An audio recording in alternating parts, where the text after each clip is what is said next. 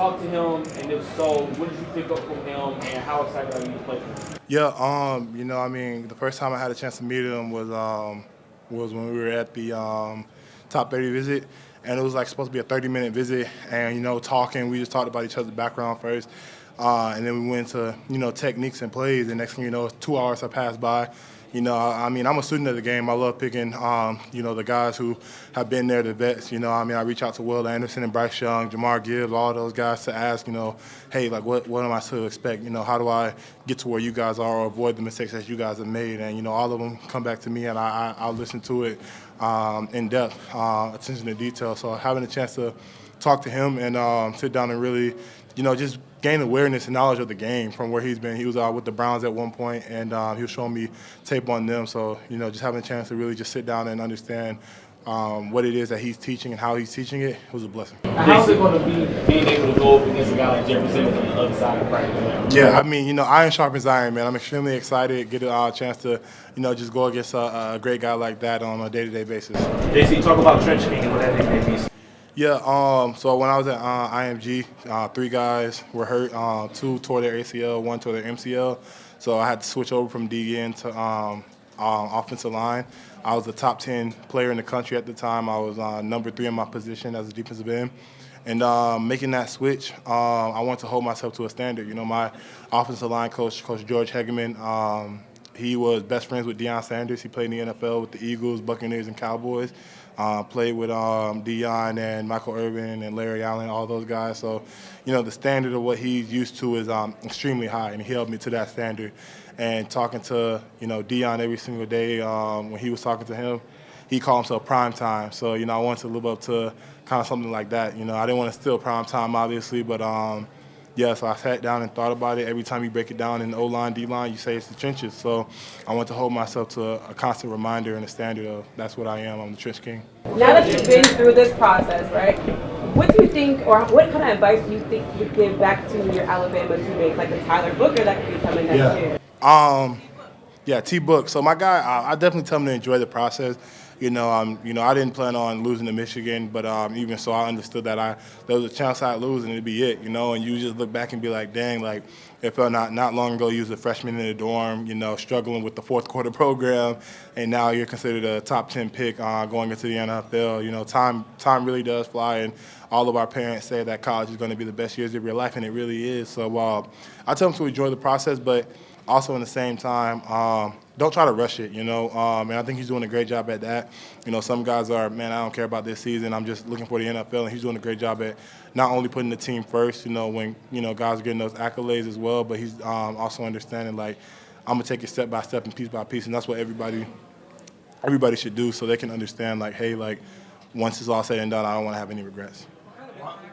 Have on your career, what's Alabama football going to look like after Nick Saban? Alabama's still Alabama football. I've been to their practices, still fast, physical, high intensity.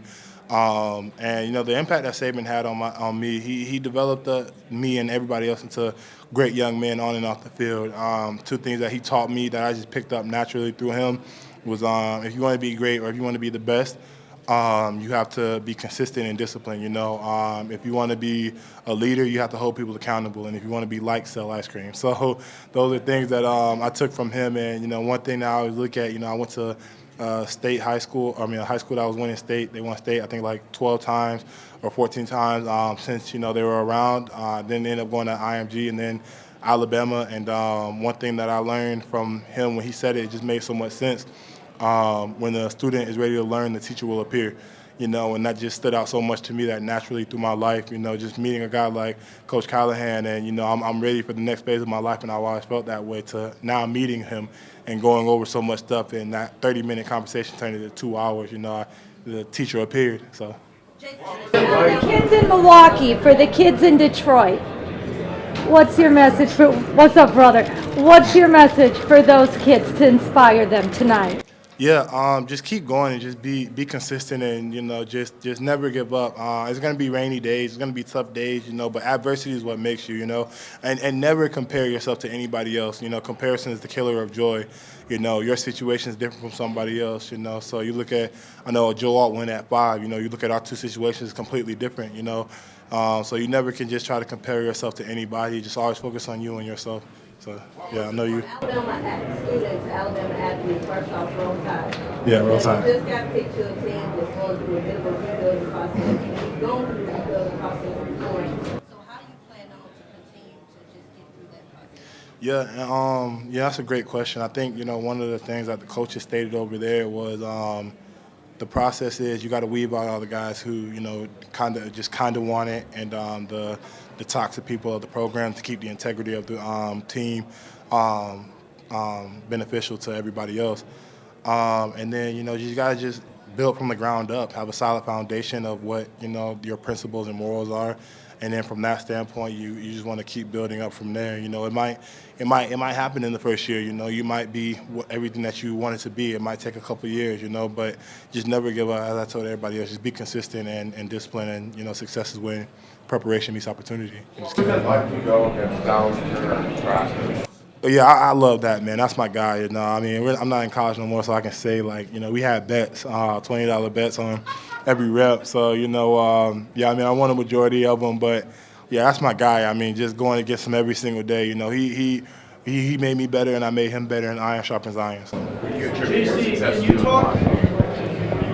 can you talk about your time at IMG and then your time at Alabama? Just the standard of excellence that's been around you your whole career.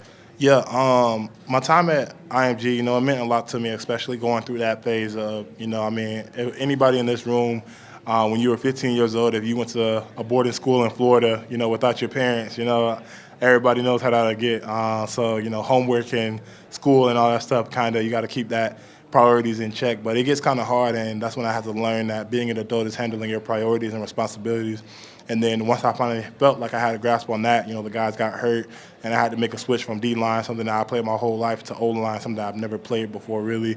And at a time to where I had 20 offers to now I got to kind of play offensive line. I don't know if I'll have those offers anymore. So it taught me how to grow up, and it taught me how to mature and, just be consistent and be persistent at the same time. And Alabama was just the college version of IMG, the cream of the crop, and it's going to weed out all the people who aren't made for it. And if you're made for it, you're going to strive every single day. What were your initial thoughts being selected by the Tennessee? Say again? What was your initial thought after being selected by the Tennessee Titans? Let's get to work.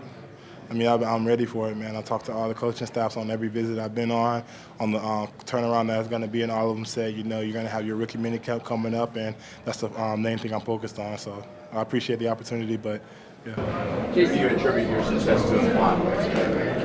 My main success, George Hageman. He was one of the guys who just stayed my mentor. UJ, he's at Alabama now.